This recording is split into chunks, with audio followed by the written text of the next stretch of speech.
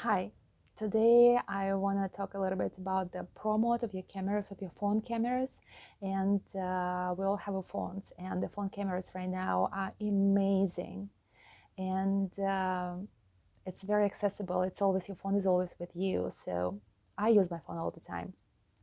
Uh, and I want to show you how you can use your phone like a pro, because your phone has a pro mode and it has the features the same that will work the same way as a professional camera, the DSLR camera. So I want to show you how you can use these features in your advantage to create more artistic images, like better images. Because the rule is try to take the image closer to the way how you want to look at it, like how you want to look at the end, and leave the less work for the post-production. We all use filters and everything. We post the pictures on Instagram, and Instagram has a bunch of filters and a bunch of modes, and we use this. But like, if your image doesn't look nice, if your image look originally far away from how you want it to see, there is very limited operations that you can do on this image to look at the way how you want it to look. So it's better to take the image the closer to that, to closer to your desirable image, to your desirable look of this image. And your phone camera gives you all the features available in professional camera, so you can use it and be the pro with your phone camera. Why not? It's very popular right now. So let's see how I use my pro mode on my camera, and I use Samsung Galaxy 10, which is Android.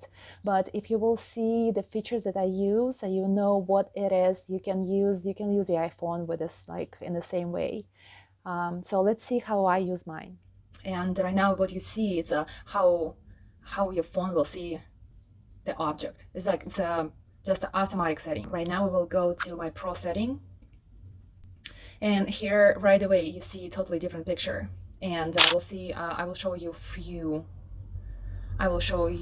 different ways how you can work with that. So first is ISO. What is ISO? ISO is a light sensitivity of the element which registers the image.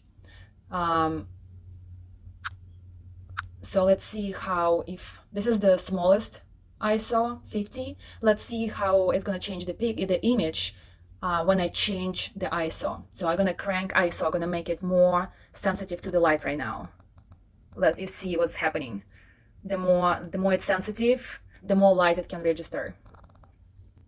Then the next one, what you can use, that's the shutter speed. Shutter speed is shows how fast your camera takes the picture. Right now, if you can see, right now I have 1/30th of the seconds. Let's see how that will change the picture. The slower the shutter speed, right now I have 1/8 of the picture. The slower it takes the picture, like the more time it takes for the camera to register the picture. So it's more light coming up and the picture becomes lighter. I crank it up even more and it's already too much, right? I go back. Right now I go to like 1/500th of the second, and it's like definitely too fast and it's not enough light to come into the sensor to register the picture. I want to stay somewhere over here right now. The next one is going to be a focus. Focus. So you see right now I have the focus on their infinity, and you see that all my image is totally out of focus. Right now I'm gonna bring it back a little bit.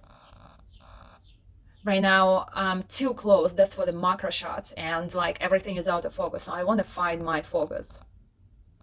I want to find where I like my focus. Right now I have a focus on basically the whole flowers. Every flower is in my focus. If I will go back, I can keep only front flower in focus. It's like some leaves in the focus, some really little details, but the rest will be out of focus, so it's going to be more soft of the feeling of the picture.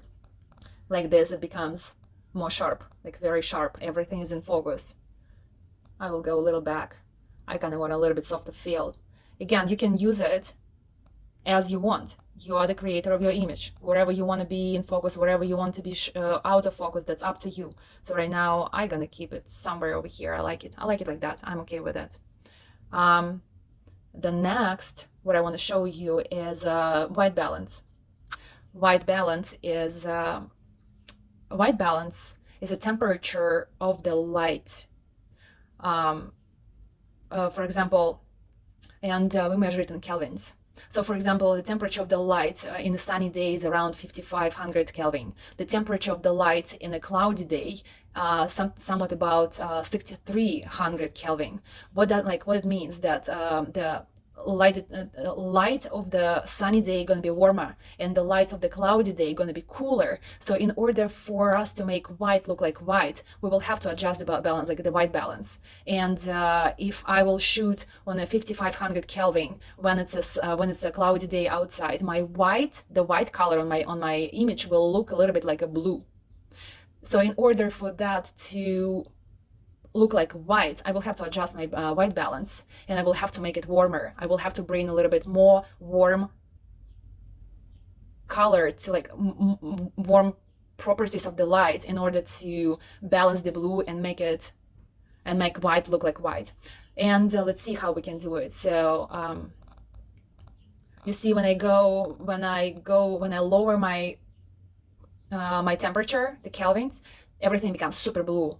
I go opposite direction, I crank it up, and right now it's all super warm. So it's up to you how you want to use it. You can warm up your image, you can cool down your image. It's up to you. It doesn't have to be the way how you see it. If you create something artistic, then create it and use all the features that your camera gives you in your advantage.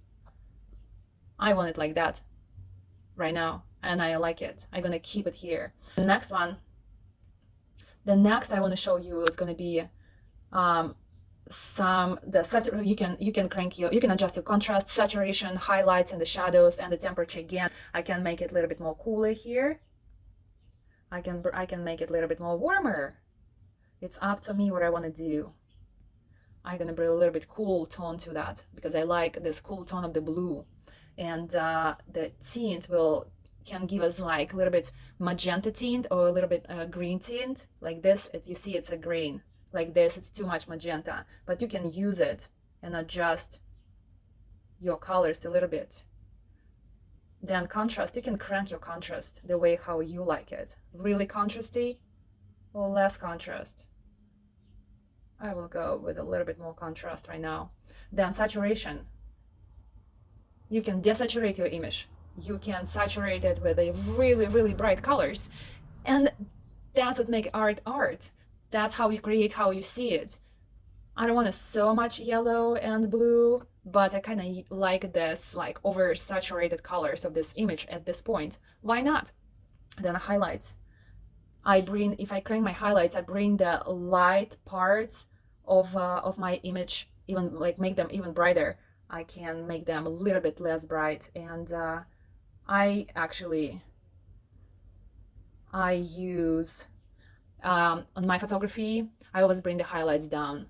I like the feeling, so I'm gonna do it here again. Let's see, like this. And the shadows, I can lighten the shadows, I can darken the shadows, and you see what's happening. So it's up to you what you want to do it.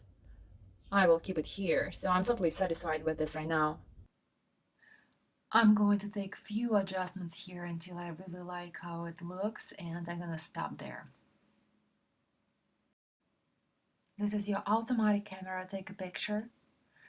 And this is advantage of Pro Mode camera for you, if you would like it.